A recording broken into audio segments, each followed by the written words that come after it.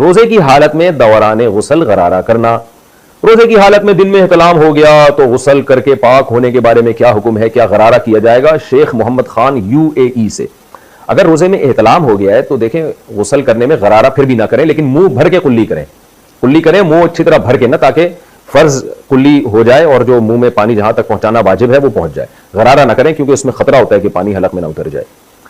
کیا احتلام سے روزہ ٹوٹ جاتا ہے؟ آیت اللہ کاشف بہاولپور سے. نہیں جی, احتلام سے, نائٹ فال سے روزہ نہیں ٹوٹتا.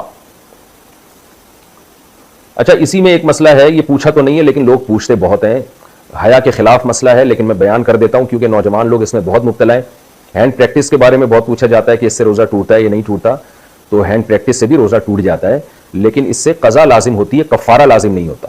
کفارہ جب لازم ہوتا ہے جب آدمی عورت کے ساتھ یا وائف کے ساتھ انٹرکورس کر لے ہم بستری کے دوران, اور اگر انٹرکورس نہیں کیا تو اس سے پھر کفارہ لازم نہیں ہوتا. اگر ڈسچارج ہو گیا تو صرف قضا لازم ہوتی ہے, کفارہ نہیں ہوتا. ڈسچارج نہیں ہوا تو نہ قضا ہے نہ کفارہ ہے.